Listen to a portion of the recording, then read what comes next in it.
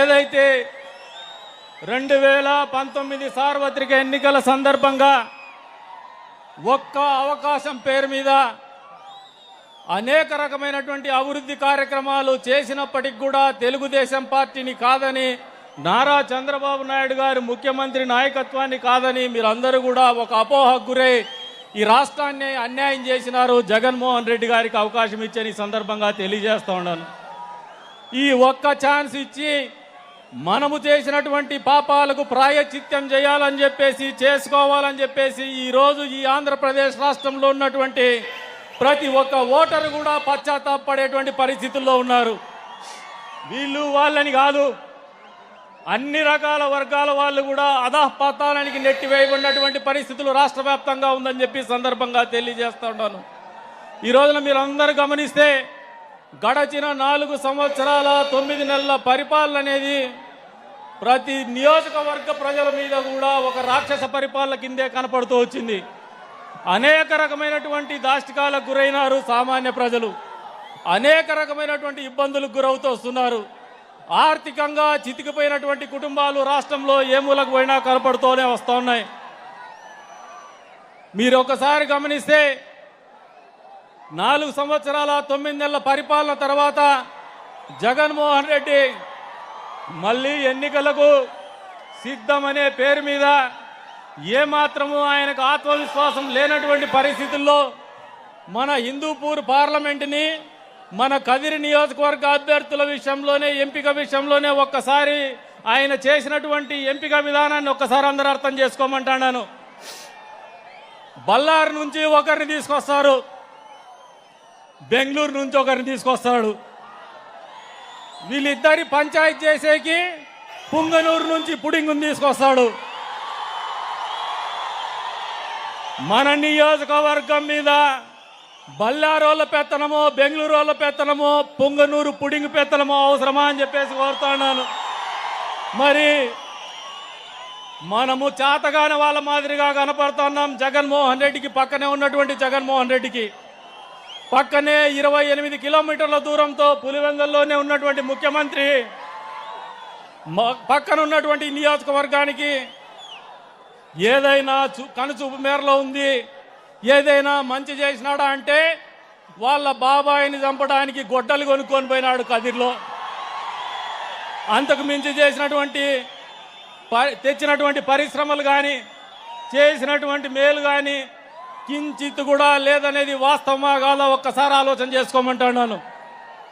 ఈ రోజున రాష్ట్రం అన్ని రకాలుగా ఇబ్బందులు పడుతూ ఉంది. యువత పెద్ద ఎత్తున నిర్వీర్యమవుతున్నటువంటి పరిస్థితులు. 20 ఏళ్ల నుంచి రాజకీయాల్లో ఉన్నాం, పుట్టి ఇక్కడే పెరిగినాం. ఎప్పుడు కూడా ఈ ఊర్లో యువకులనే వాళ్ళు గంజాయి మత్తులో జోగుతున్నటువంటి పరిస్థితులు మా జీవితంలో మేము చూడలేదు.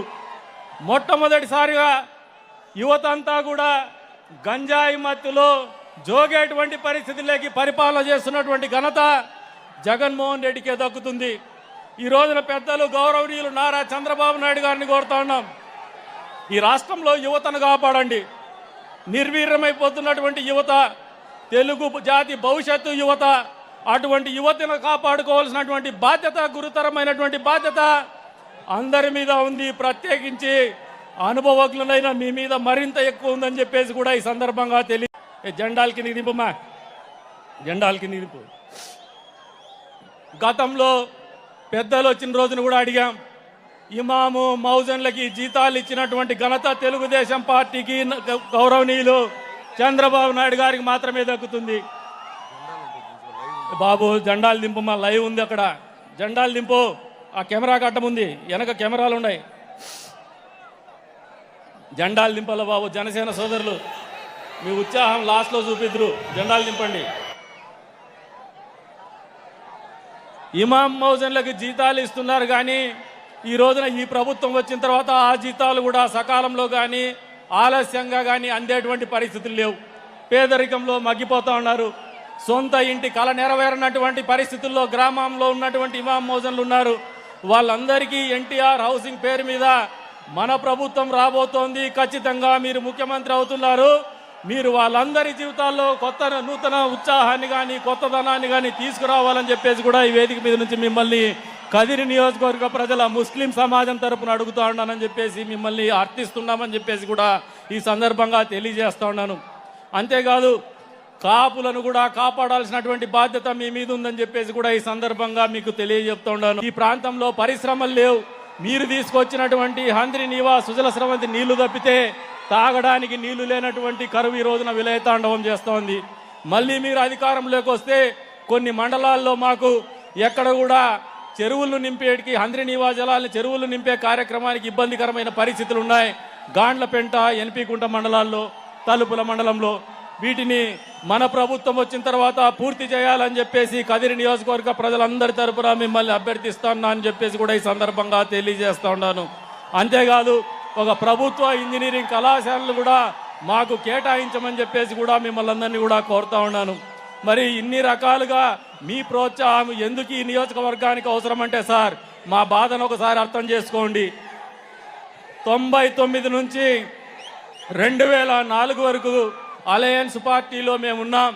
ఆ రోజున కూడా కార్యకర్తలు ఇబ్బంది పడినటువంటి పరిస్థితి. 2004 నుంచి 2009కి ఇక్కడ ఎమ్మెల్యేగా మనం లేం, కాంగ్రెస్ పార్టీ ఎమ్మెల్యే ఉన్నాడు. 2009 నుంచి 14 వరకు మనము ఎమ్మెల్యేగా, తెలుగుదేశం పార్టీ ఎమ్మెల్యేగా నేనే ఉన్నాను. కానీ ప్రతిపక్షంలో ఉండడం వలన, రాష్ట్ర విభజన వలన మా ప్రాంతంలో కార్యకర్తలకు కావచ్చు, మా ప్రాంతానికి కావచ్చు పూర్తి స్థాయిలో మేము సహాయం చేయలేకపోయినాము. చేయాల్సినటువంటి కార్యక్రమాలు కూడా పూర్తి స్థాయిలో చేయలేకపోయినామనే బాధ మమ్మల్ని నిరంతరం వెంటాడుతోందని చెప్పేసి కూడా మీకు వేదిక మీద నుంచి తెలియజేస్తా ఉన్నాను. మరి గడచిన మన ప్రభుత్వ హయాంలో మీరు పెద్ద మనసు చేసుకొని మీరు ఒకసారి గమనిస్తే హంద్రి నీవా సుజల స్రవంతి ద్వారా చెర్లోపల్లి డ్యామ్ తీసుకొచ్చినారు.